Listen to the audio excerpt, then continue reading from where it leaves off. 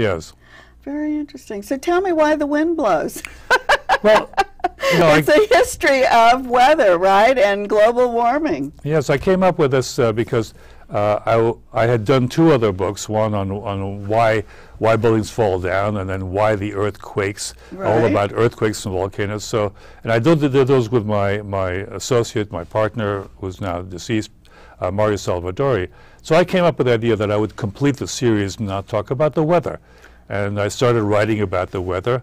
And as I got more and more into it, it became very clear that what really mattered about the weather today is global warming, because that's the critical area that we're coming to. Do you think it's because of the time we're in now, or because of what people have done?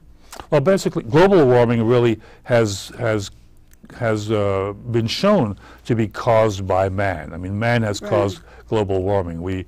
It all started because we came into the industrial age, started using a lot of machinery and spewing a lot of carbon dioxide into the atmosphere, and that's how it all started. So I started reading this, and I thought there were like really interesting things that I didn't understand. For instance, El Nino. Explain that to us, because is it particular to us here? So El Nino El Nino really has to do with an interaction between the atmosphere and the ocean, and there are. So it does affect us more because we have the ocean in California. Right, and it's a phenomenon that actually occurs in the Pacific Ocean, and it has to do with a change in the temperature of the waters, where the warm water shifts direction and moves in an eastward or westward direction. But we can't do anything about that, right? No, that's a physical phenomenon. Has nothing to do with global warming, by the way. But it's part of your book. It's part of my book. What? Explaining why the wind blows. I mean, what's happening? Well, basically, I'm trying to explain all natural phenomena having to do with the weather, and that's El Nino has a large impact on weather, not just in the United States, but in other places as well. Oh, because just because it's at the Pacific, then you're learning from it, or it affects the whole universe?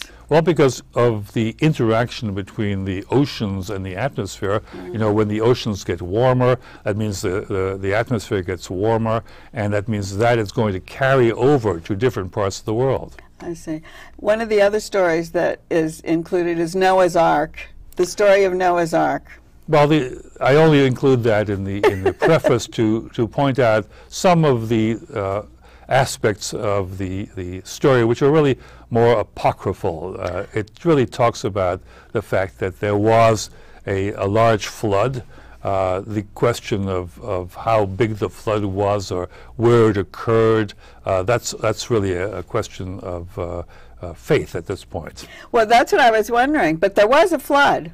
Well, there were many floods, and it's believed now that there was actually a flood that occurred somewhere in that region around Turkey, and that maybe there was even a ship, who knows, but there was a rise in the Mediterranean, and a passageway between the Mediterranean and the Black Sea opened up, and so there was a sudden rush of water. Right.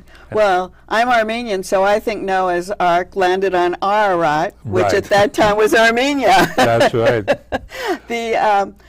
And talking about Armenia and Turkey and all that Black Sea area, the Ukraine and all this, can governments do anything to attack these problems that we're having with global warming? I'm going back to what we first started talking about. Well, now that we're faced with global warming, we have to decide what we can do about it. And there are obviously a number of things that we can do about it.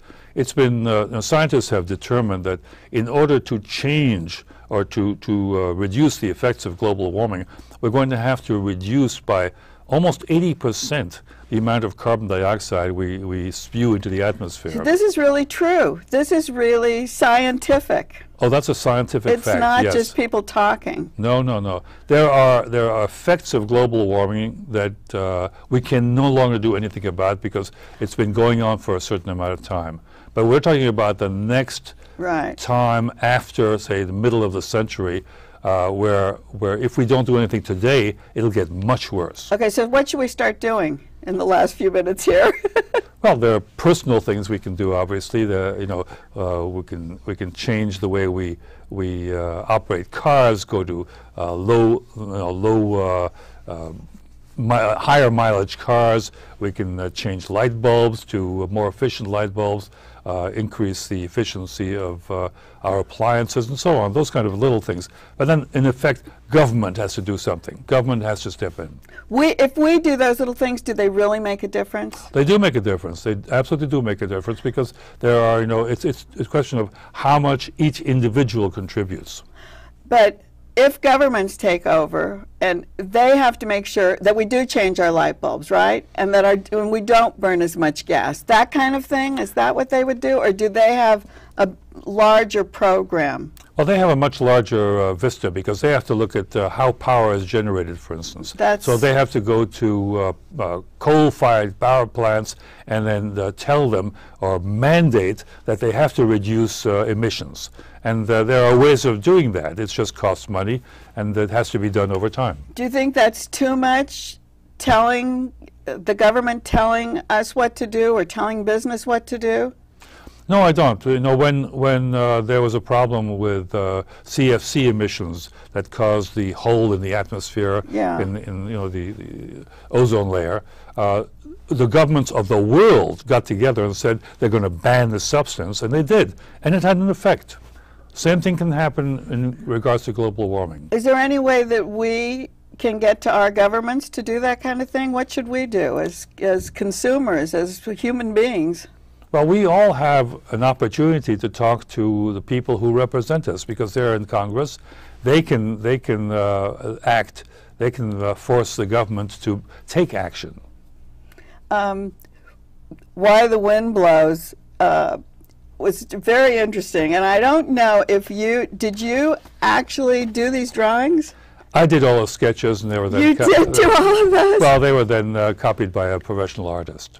But you actually, to make it easier for people to understand reading this book, did all these sketches and made it palatable for someone who doesn't understand engineering. Well, that's exactly right. And hopefully the way it's written in a very simple form so almost anyone can understand it. Well, I thank you so much, and thank you for bringing your book. Where are you living now?